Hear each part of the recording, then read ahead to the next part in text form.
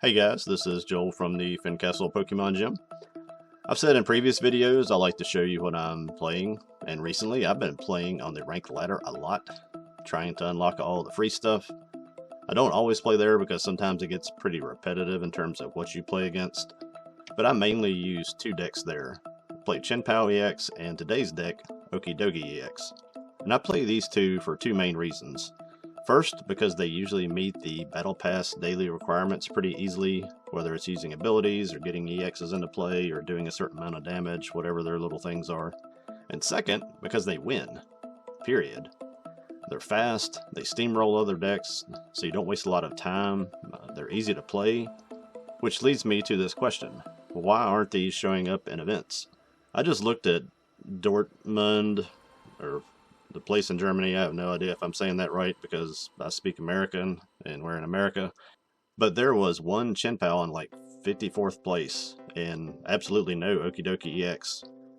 And they just had one in South America, which only showed the top 8 when I checked, but still neither deck was present. Which kind of leads me to the thought of, does anybody that attends these things consider anything outside of what Pokemon Seattle's paid influencers say you must play that week? Who knows? I'll get back to Chien-Pao maybe in the next video, but today let's look at Okidogi EX, because I don't think anyone seems to notice this guy. Okidogi EX is a basic 250 HP Dark type with 2 attacks, no abilities, weakness to fighting, and a 3 energy retreat cost. His first attack, which I almost never use, is Poisonous Musculature, which lets you search out and attach 2 dark energies to Okidogi in exchange for poisoning yourself, and I'll get back to why I don't use that as we look at the list.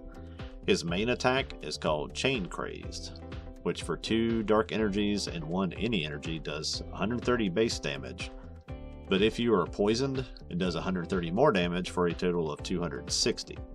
And so we can get to the point, let's get to the list because it'll make more sense as you look at that.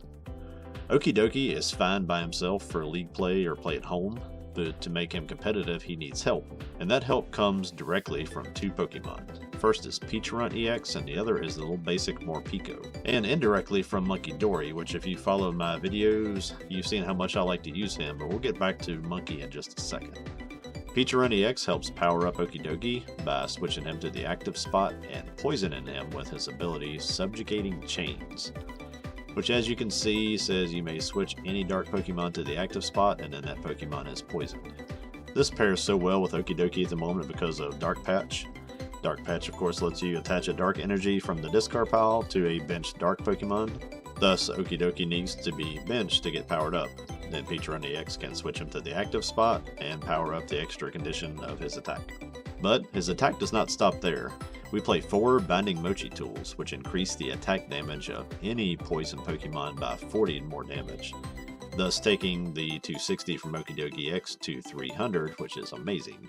And I mentioned Morpeko as one of the 2 helpers here. Morpeko is here for 2 reasons. Mainly he has a free retreat cost because of his ability, which is always strong, especially in a deck that does a lot of switching. But I love his attack.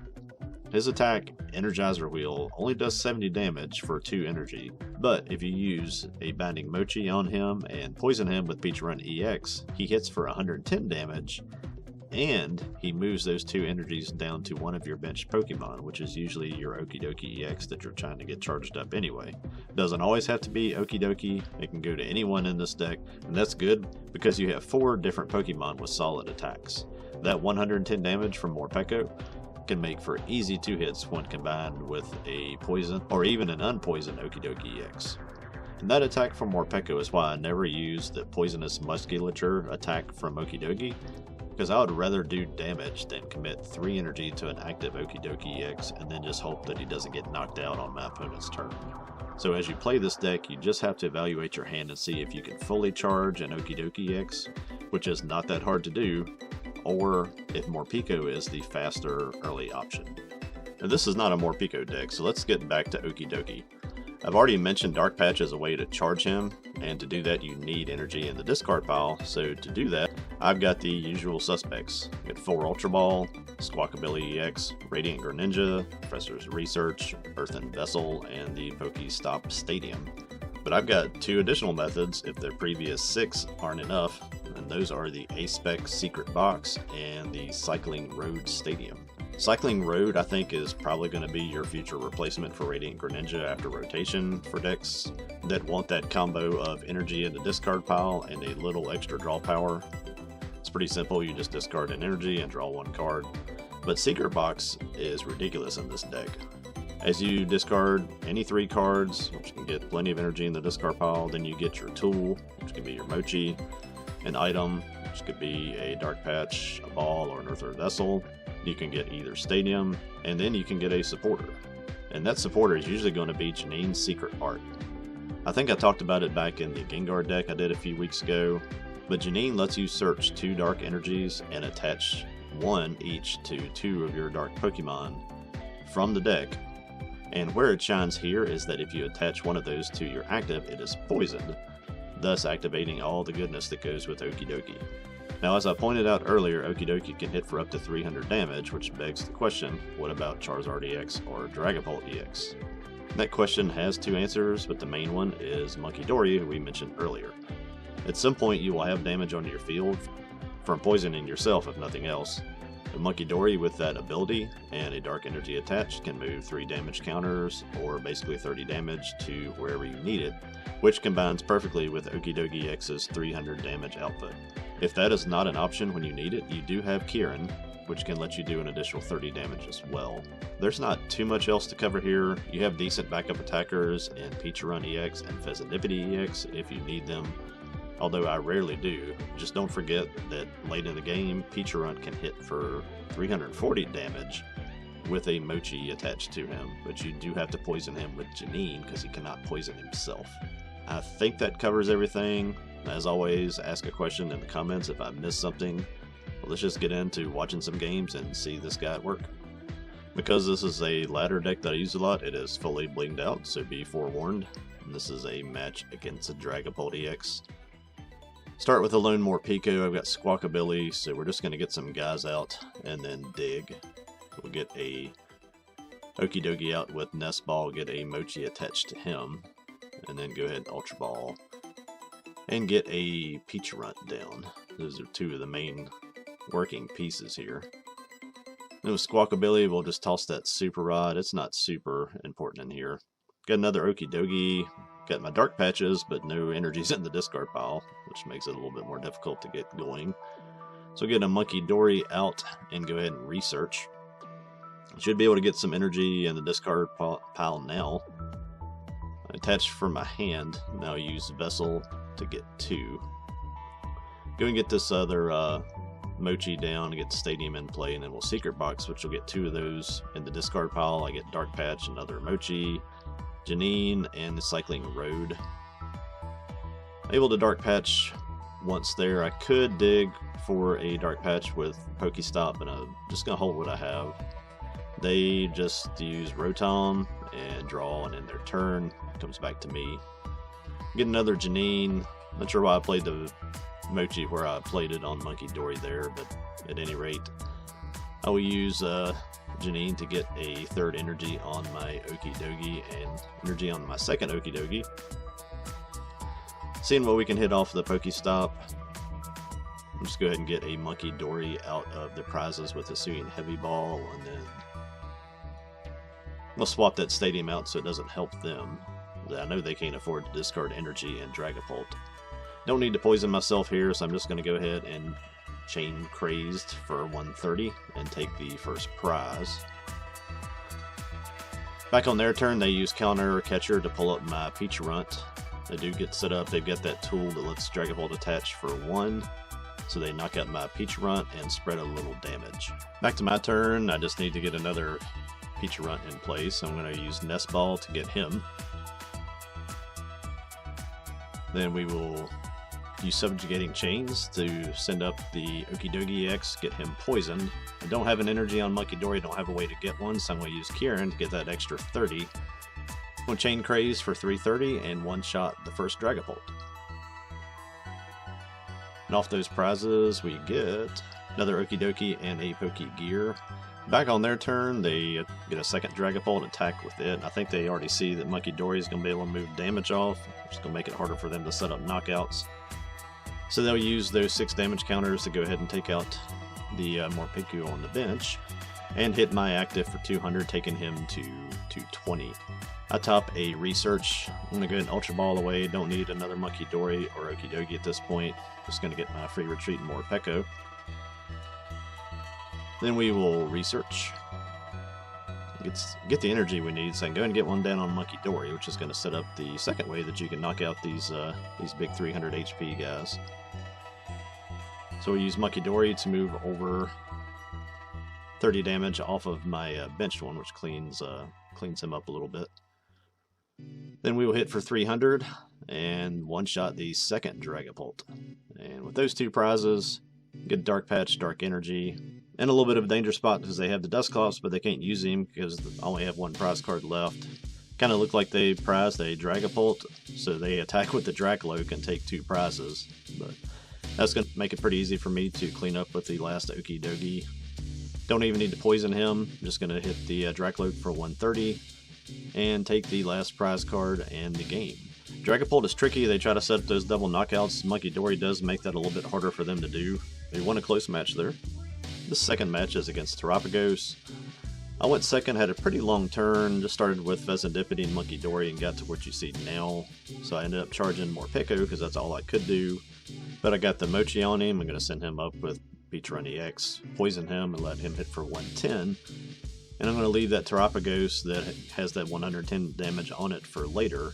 And of course I moved the 2 energies down to my Okidogi on the bench. I guess the strategy with Terapagos is just to take prizes and try to stay ahead, so they killed my Squawkabilly. Back on my turn, I used Pheasantipede to get a few cards in my hand. Then I'm going to play Vessel to get a couple Darks. I'm going to Nest Ball and get another Okidogi EX down. I've already got 1 charged. We'll attach for our turn there, and then Secret Box. With Secret Box, we're going to get Dark Patch, Mochi, Iono, and Pokestop. We'll get the Mochi down on the already readied Okidogi. We'll Dark Patch to the second one. Then we're going to bump that Stadium. And once we get them down to a bench of 5, we're going to Iono them into a 4-card hand.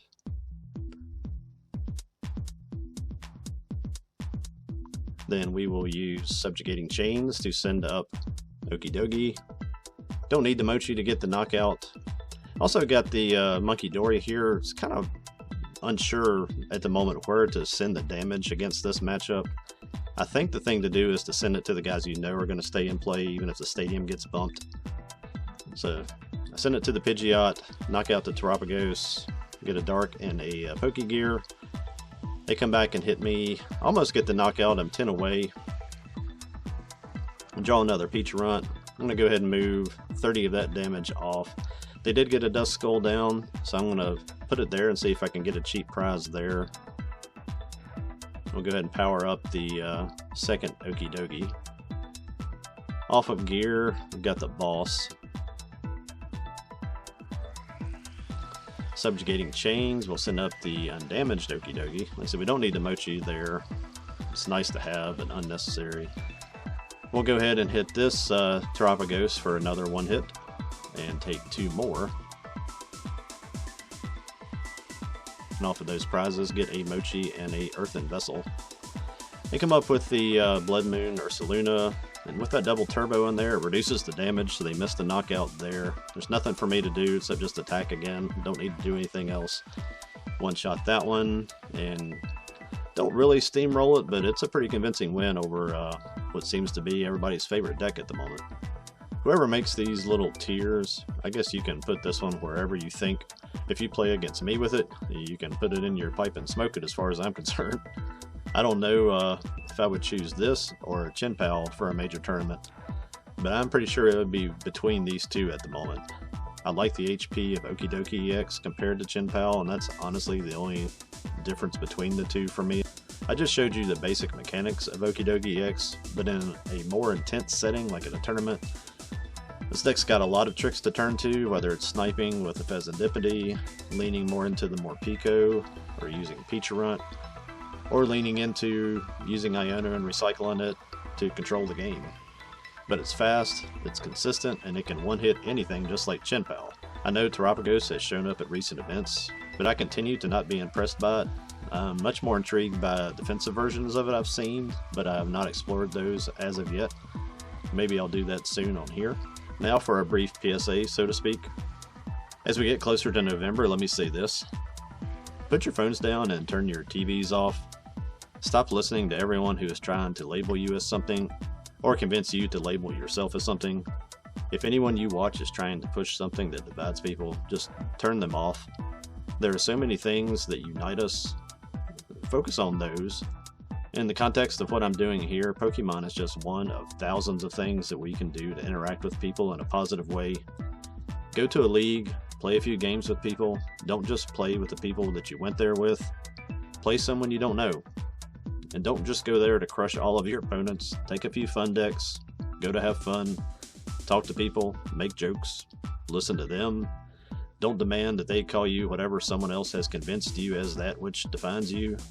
Just try using your name. Maybe learn theirs. Anyone who's trying to make you dislike someone else is not a good person, and you don't need them. So just give this a try, and maybe you'll begin to understand what I mean when I say, be not afraid. Until next time, later.